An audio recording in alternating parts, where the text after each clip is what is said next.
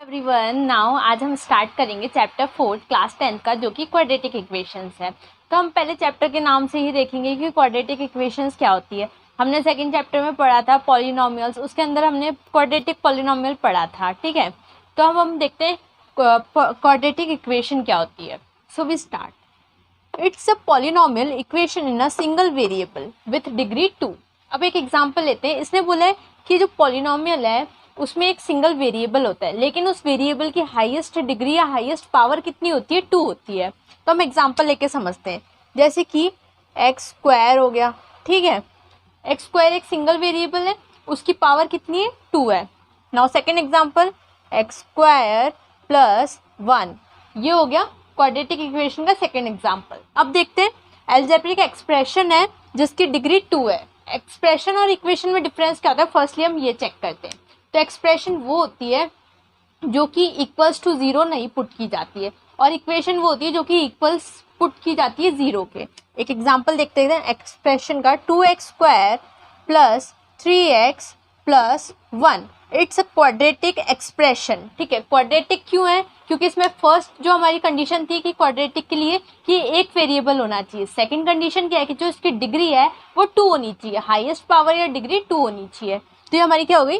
Quadratic expression. अब ये equation कब बनेगी? इक्वेशन बनेगी ये जब हम इसको इक्वल पुट कर देंगे 2 के। जैसे 2x square plus 2x plus 1 equals to 0। तो ये क्या बन गई हमारी इक्वेशन, बिकॉज इसमें क्या आ गया? इक्वल आ गया, इसलिए इक्वेशन बन गई। नाउ स्टैंडर्ड फॉर्म क्या होती है क्वाड्रेटिक इक्वेशन की? ax square plus bx plus c equals to 0। अब a b c क्या है ये हमने पढ़ा है कि a b c क्या है? कोफिशिएंट है। a किसका कोफिशिएंट है? एक्स स्क्वायर का। b किसका कोफिशिएंट है? x का। और c क्या है? कांस्टेंट टर्म है। नाउ यहाँ तक बात क्लियर है। अब हम देखते हैं कि क्वाड्रेटिक इक्वेशन को सॉल्व करने के दो मेथड्स होते हैं न्यू एनसीईआरटी के अकॉर्डिंग। सो फर्स्ट मेथड क्या होगा? फैक्टराइजेशन, और सेकंड मेथड होगा यूजिंग क्वाड्रेटिक फॉर्मूला। अब हम इन दो मेथड्स को देखेंगे, तब तक पहले आप इसका स्क्रीनशॉट ले लीजिए। नाउ हम फर्स्ट मेथड डिस्कस करेंगे, फैक्टराइजेशन मेथड, किसको सॉल्व करने के लिए? क्वाड्रेटिक इक्वेशन को सॉल्व करने के लिए। तो हम एक एग्जांपल लेते हैं। Suppose 2x square minus 5x plus 3 equals to 0। अब फैक्टराइजेशन मेथड में क्या होता है? आप सबने पढ़ा होगा मिडल टर्म स्प्लिटिंग, सेम वैसा ही फैक्टराइजेशन मेथड होता है। तो पहले हम क्या करते हैं कि सेम 2x स्क्वायर को 2x स्क्वायर लिख देते हैं, ठीक है। अब हमें क्या चाहिए? -5x को स्प्लिट करना है। हम कैसे लिख सकते हैं -5x के लिए? तो पहले हम क्या करेंगे, जो कोफिशिएंट है मतलब जो a है और c है उसको हम मल्टीप्लाई करेंगे रफली। सो 2 इंटू 3 इक्वल्स टू कितना होता है? 6 होता है, सभी को पता है। अब हम क्या करेंगे? 6 के फैक्टर्स फाइंड करेंगे। सो फैक्टर्स जब हम फाइंड करेंगे 6 के, 2 देन 3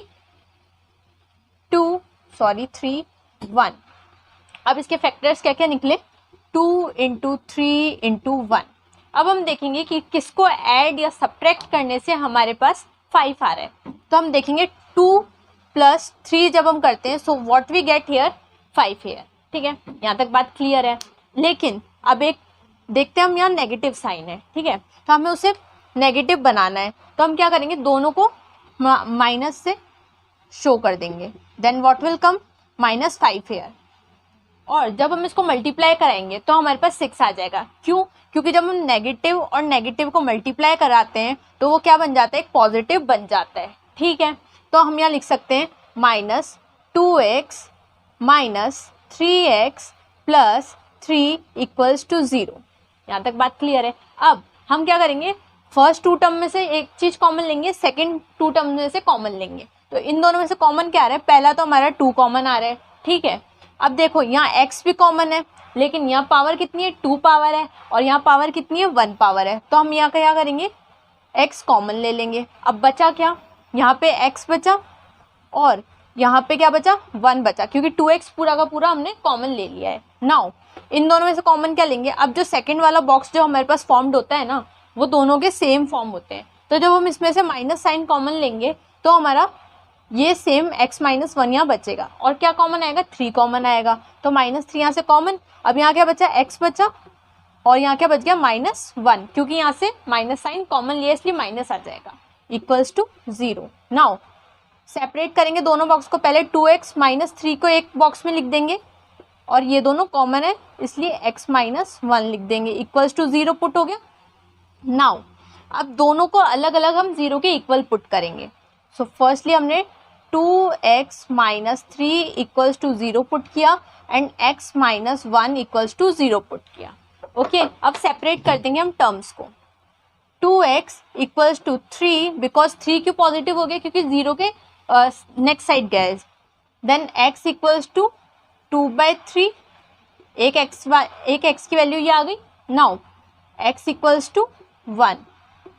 अब हम देखेंगे 2x की वैल्यूज़ क्यों आई है। हमने पढ़ा था कि जितनी पावर या जितनी डिग्री होती है किसी पॉलिनोमियल की, उसके अकॉर्डिंग उसके जीरोस फाइंड होते हैं। तो यहाँ कितनी डिग्री थी, हाईएस्ट 2 थी, इसलिए हमारे पास कितनी वैल्यूज़ आई x की, 2 वैल्यूज़ आई। Now took this screenshot, then we will discuss second method. Okay, second method that is using quadratic formula. अब हम देखेंगे क्वाड्रेटिक फॉर्मूला क्या होता है। उसके लिए हमें स्टैंडर्ड फॉर्म चाहिए होगी। किसी भी फॉर्मूले को डेवलप करने के लिए, फॉर्म करने के लिए हमें एक स्टैंडर्ड फॉर्म चाहिए होती है। नाउ स्टैंडर्ड फॉर्म क्या है, ax² + bx + c। अब हमने देखा था a b c क्या होते हैं। a जो होता है वो कोफिशिएंट होता है x² का, b जो होता है कोफिशिएंट होता है x का, और c क्या होता है, कांस्टेंट टर्म होती है। नाउ क्वाड्रेटिक फॉर्मूला होता है x equals to -b plus minus under root of, अब अंडर रूट के अंदर क्या होगा, b² - 4ac अपॉन 2a। अब देखेंगे कि जो b² - 4ac है वो शो करता है d को। d क्या होता है, एक डिस्टिंक्ट पॉइंट होता है। Okay, d equals to b² - 4ac। Okay, now अब हम थर्ड चीज़ देखते हैं, नेचर ऑफ रूट्स निकालने के बाद उनका नेचर क्या होता है, उससे हम डायरेक्टली बता सकते हैं कि d जो है वो या तो ग्रेटर देन 0 होगा, या इक्वल टू 0 होगा, या लेस देन 0 होगा। अब उसके लिए हमें रियल नंबर्स पता होने चाहिए। रियल नंबर्स क्या होते हैं, जो 1 से लेके इन्फिनिटी तक होते हैं, पॉजिटिव इन्फिनिटी तक, वो होते हैं हमारे रियल नंबर्स। हमने फर्स्ट चैप्टर में ये सब डिस्कस किया है।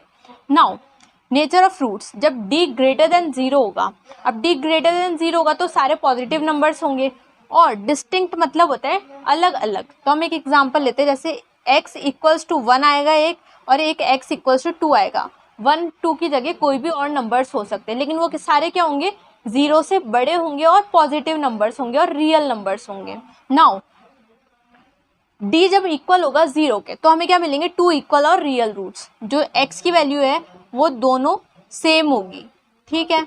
नाउ जब d लेस देन 0 होगा तो हमें क्या मिलेंगे, नो रियल रूट्स, मतलब कोई रूट्स ही नहीं मिलेंगे, इन्फिनिटी हो जाएगी एक तरह से टर्म। ओके, अब हम एग्जांपल लेते हैं और उसको सॉल्व करते हैं, किस मेथड से, क्वाड्रेटिक फॉर्मूला के मेथड से। नाउ एग्जांपल, हम सेम एग्जांपल लेंगे। ओके, तो एग्जाम्पल क्या था हमारा, 2x² - 5x + 3 इक्वल्स टू 0। अब हम पहले देखेंगे यहाँ a b c की value. a here is 2, b here is 5 and c here is 3। Now पहले हम देखते हैं d क्या है, ठीक है। तो d का फॉर्मूला क्या था, d equals to b² - 4ac। अब b की वैल्यू क्या दे रखी है, -5, तो -5 का स्क्वायर -4 इंटू a की वैल्यू क्या है, 2 है, और c की वैल्यू क्या है, 3 है। नाउ 25 - 4 2 ज़ा 8, 8 3 ज़ा 24। नाउ हेयर 1, तो d क्या आया, हमारे d की वैल्यू क्या आई है, ग्रेटर देन 0। यहाँ इक्वल है बट d आया है ग्रेटर देन 0। अब हमारे इसके 2 रूट्स निकलेंगे, वो भी अलग अलग, क्योंकि यहाँ कंडीशन क्या थी, 2 डिस्टिंक्ट रियल रूट्स। सो 2 डिस्टिंक्ट रियल रूट्स। अब हम निकालेंगे इसके 2 रियल रूट्स, कौन से फॉर्मूले से, क्वाड्रेटिक फॉर्मूले से। क्वाड्रेटिक फॉर्मूले में पुट करते हैं सारी वैल्यूज। ओके, नाउ ये हम हटा देते हैं, क्वाड्रेटिक फॉर्मूले में वैल्यूज पुट कर देंगे हम। Now x equals to -b plus minus root d लिख सकते हैं हम इसको, क्योंकि क्या वैल्यू है, b² - 4ac, b² - 4ac, तो हमने रूट d लिख दिया। अब हमारी d की वैल्यू क्या आई थी, यहाँ इक्वल्स टू 1 आई थी, हम डायरेक्ट पुट कर देंगे। Okay, so x equals to minus, अब b की वैल्यू क्या दी रखी है, -5, तो -5 प्लस माइनस 1 √1 आ जाएगी upon 2a। Now x equals to minus minus plus sign बन जाएगा। नाउ 5 प्लस माइनस, जब रूट की टर्म में 1 हो तो 1 डायरेक्टली बाहर आ जाता है, हमें कोई एक्स्ट्रा मेथड लगाने की नीड नहीं होती है। अपॉन यहाँ a की वैल्यू क्या थी, 2 थी, तो यहाँ बन जाएगा 4। अब हम x को दो अलग अलग फॉर्म में लिखेंगे। क्यों लिखेंगे, क्योंकि यहाँ प्लस और माइनस दोनों है, तो हम एक बार हम x को लिखेंगे प्लस और एक बार हम लिखेंगे माइनस में। Now x equals to 5 plus 1/4। Now x equals to 5 minus 1/4। अब जब हम सॉल्व करेंगे तो x की दो वैल्यूज़ आ जाएगी हमारे पास, एक आ गई 3/2। हमने फर्स्ट एग्जांपल में फैक्टराइजेशन वाले में देखा था, x की एक वैल्यू आई थी 3/2 और एक आई थी 1, तो सेम वैल्यूज़ आ रही है, बस मेथड डिफरेंट है, बाकी वैल्यू सेम आएगी किसी भी पॉलिनोमियल की। So took the screenshot of this and इसी के साथ हमारा इंट्रोडक्शन पार्ट खत्म होता है। अब हम नेक्स्ट वीडियो में डिस्कस करेंगे exercise 4.1। So took the screenshot. अगर आपको वीडियो अच्छी लगी हो तो लाइक शेयर एंड सब्सक्राइब जरूर कीजिए।